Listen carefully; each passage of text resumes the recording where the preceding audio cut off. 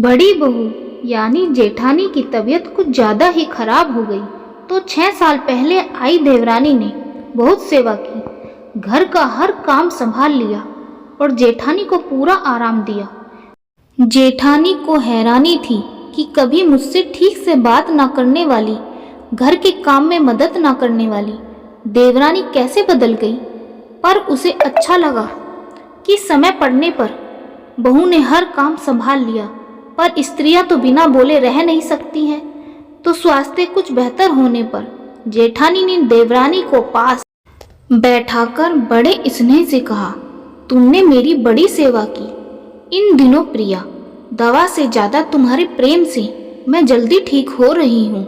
पर यह बताओ कि हम पिछले 6 साल से साथ हैं, पर हमारी यूं दोस्ती कभी क्यों नहीं हुई। भाभी, मैं जब शादी होकर आई तो आप सब नए थे मेरे लिए। मैं तो किसी के बारे में कुछ जानती ही नहीं थी। आपके देवर की पोस्टिंग भी तब बाहर थी, तो मुझे आप सबको समझने का अवसर भी कम मिला।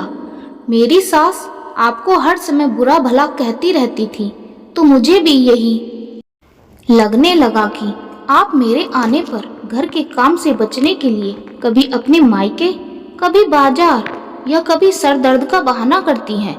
तो मैंने भी आपको हमेशा माँ जी के चश्मे से देखा, पर धीरे धीरे मुझे समझ आया कि आप पर तो यहाँ आने वाले हर मेहमान के स्वागत की जिम्मेदारी थी।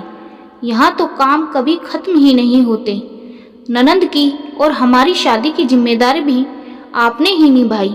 ऐसे में यदि आप कभी बीमार होती हैं तो आराम करने का या बाजार जाना चाहती हैं तो बाहर जाने का हक है आपका, और बहुत स्वाभाविक सी बात भी है।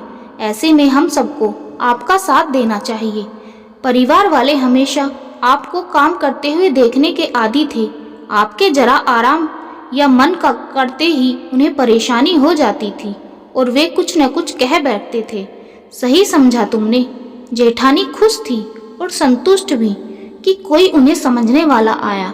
फिर क्या, पिछले 1 साल से आपके साथ मतलब परिवार के साथ रहते हुए मुझे समझ आया कि गलती कहाँ है और किसकी है। अब मुझे यही सही लगा कि आपका साथ देना, आपको समझने में ही समझदारी है। मैं घर की थोड़ी जिम्मेदारी संभाल लूँ तो आपको भी अपने लिए समय निकालकर अच्छा लगेगा। भाभी, परिवार के बड़े लोग जिस तरह से एक दूसरे से व्यवहार करते हैं, नया व्यक्ति तो वही सीखेगा और हर सदस्य के प्रति अपनी राय बनाने में समय लगता है। पर मुझे खुशी है कि देर लगी पर मैं सही राय बना सकी। प्रिया के स्वर में बहुत अपनापन था। जेठानी का मन ऐसी बातें सुनकर प्रिया के प्रति प्रेम, स्नेह और शीतलता से भर गया। बड़ी संतुष्टि के भाव से उन्होंने प्रिया के सिर पर आशीर्वाद का हाथ फिराया और दोनों देवरानी जेठानी मुस्कुरा उठी। तो मेरे प्यारे दोस्तों, इस कहानी से हमें क्या सीख मिलती है, प्लीज़ कमेंट बॉक्स में लिखकर ज़रूर बताना। और कहानी थोड़ी सी भी पसंद आई हो तो लाइक करें, शेयर करें और हमारे चैनल को सब्सक्राइब ज़रूर करें। धन्यवाद दोस्तों।